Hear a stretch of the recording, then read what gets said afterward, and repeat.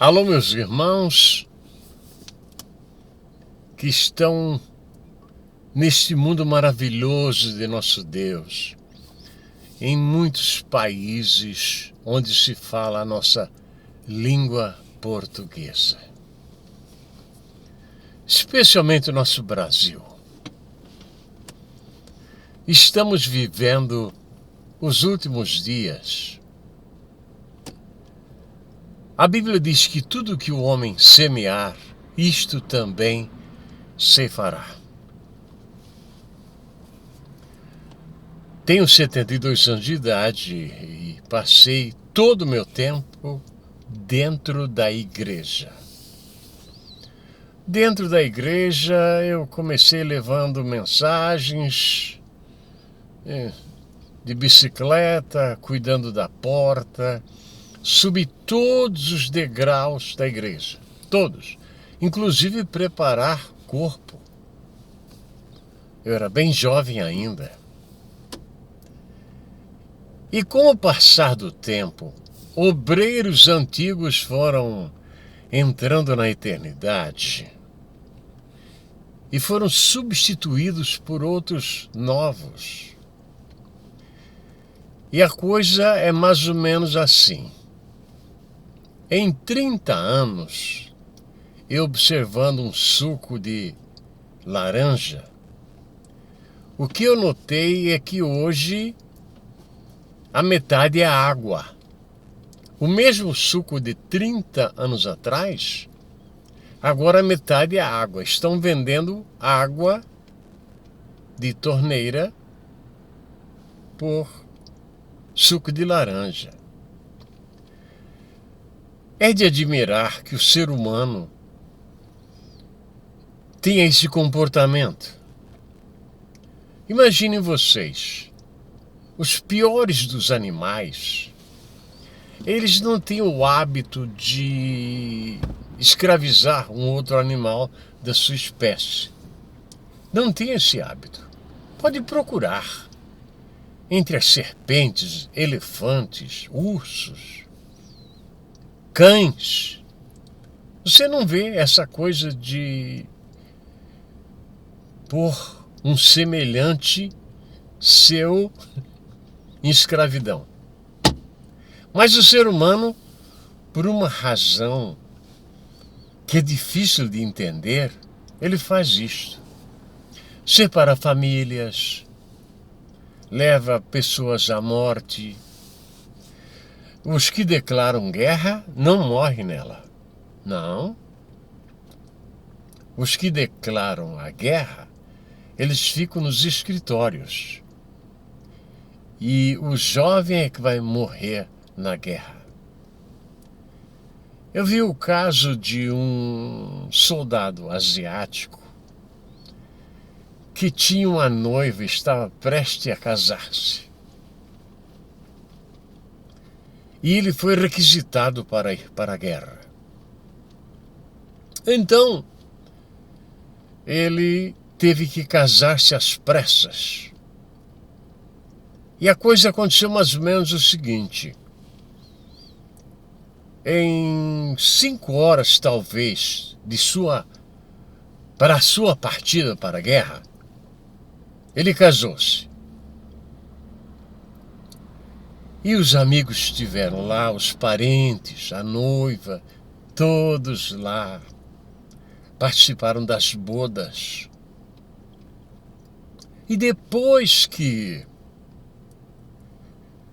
terminou o casamento, o pai iniciou uma conversa com o filho. O pai sabia que ele não ia voltar da guerra. Ele também sabia. Os convidados sabiam. A noiva sabia. A sua muito digna mãe também sabia que aquele jovem não ia voltar da guerra. Não ficou um minuto a sós com a esposa e foi para a guerra. Deus não queria que um recém-casado fosse à guerra. Não. Ele não queria. Ele queria que o recém-casado ficasse com a sua esposa. Era uma ordem divina.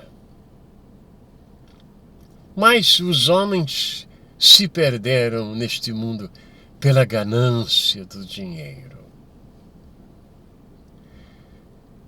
Eles pensam que 70 anos é tudo e que a eternidade não vale nada. A eternidade para eles não existe. Só existem os anos que estão sobre a terra.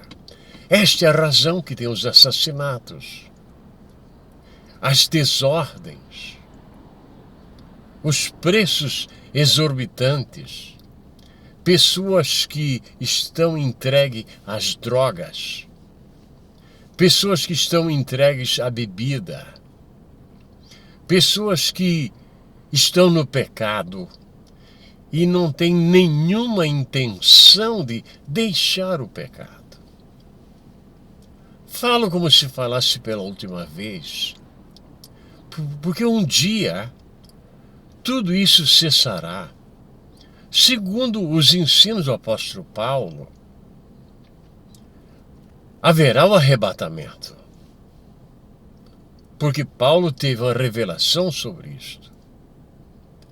E segundo Jesus, haverá a vinda para os judeus no momento que eles devem serem liberados das mãos do anticristo. O anticristo virá sobre a terra. São os 4 cavaleiros do capítulo 6 de Apocalipse. Capítulo 4, a igreja está no céu. Capítulo 5, se apresenta a Deus. Capítulo 6, inicia-se a grande tribulação com os 4 cavaleiros que virão sobre a terra. Cavalo branco, o anticristo. Cavalo vermelho, a guerra. Cavalo preto, a fome. E o cavalo amarelo, a morte. Hoje, muitos pregadores dormem nos louros das vitórias passadas. Hoje, há uma ideia que só quem está em alta posição é que tem valor. Os carros que eles usam demonstram que eles são abençoados por Deus. As mansões indicam que Deus está ao lado deles. Esta é a ideia que eles transmitem. E se você não tem nada, você não tem a bênção de Deus. É bom lembrar aos demônios que Jesus nasceu numa manjedoura. Jesus não tinha onde reclinar a cabeça. Ele mesmo falou isto. Porém, contudo, todavia, eles afirmam que Jesus tinha casa na praia. Eu morei muitos anos na praia. Balneário Camboriú, muitos anos. Vi o crescimento daquela cidade. Vi tornar-se município. Eu estava lá no dia. Conheci o primeiro prefeito da cidade, que mais tarde soube-se que ele tinha tirado a própria vida. O tempo passa e parece que as pessoas vão se esquecendo do que acontece. Olhando para o passado, me lembro de muitos jovens que andávamos juntos. Alguns deles sofreram danos pela vida fora que não dá para calcular. Coisa como suicídios, coisa como acidentes de morte. abandono familiar, estado de loucura, morte, ainda em tenra idade. Por bondade de Deus, eu continuo vivo, lutando e pregando o Evangelho. Quero dizer a você, a humanidade tem que se arrepender. Porque sem o arrependimento, como entraremos na eternidade? Como será a nossa chegada lá sem o arrependimento? Hoje, a bota de muitos poderosos está sobre o pescoço de pessoas humildes que não têm como se defender. Mas o juiz de toda a terra, ele sabe de tudo, sabe do teu abandono, sabe das lágrimas que você chora no seu quarto, que nem a sua esposa sabe, nem o marido sabe, nem os filhos sabem, nem o pastor sabe. O Senhor, Ele sabe o preço de uma lágrima. Deus está no céu. Jesus Cristo está à sua direita, mas o Espírito Santo está na terra. Ele fala conosco todos os dias, quando cantamos, quando oramos, quando lemos a Bíblia, a palavra de Deus. Estamos vivendo em dias que eles lentamente vão torcendo, e o que ocorre é que as piores maldições, as piores mentiras são ditas sobre a Bíblia. Chegam a dizer que a Bíblia tem erros. Um livro santo, um livro que tem começo, meio e fim. O único livro que tem isto. Que fala de romances, de biografia, que fala sobre guerras, sobre derrotas, sobre vitórias do ser humano sobre a terra. E vem uma pessoa, ou duas, ou três, ou 10, dizendo que a Bíblia tem erros. O mortal tão insignificante olha para a Bíblia e chega a falar isto. E as mentiras estão sendo lançadas sobre a raça humana. Mas você dará conta disto. Tudo que o homem semear, isto também se fará. Hoje ainda soube da morte de um amigo meu, um conhecido. Interessante que quando eu passava pelo trabalho dele, eu sentia alguma coisa, parece que me chamando. E hoje soube a morte dele, repentina. Vocês entendem? O homem está a um passo da morte, um passo só. Não importa se ele é milionário, ou se ele é um mendigo de rua, se ele tem profissão, ou se é um lavrador, o homem está a um passo da morte.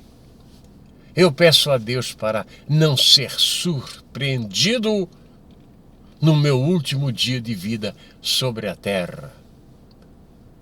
Eu não quero ser surpreendido no arrebatamento da igreja, saber que os meus irmãos entraram na eternidade e eu fiquei para trás.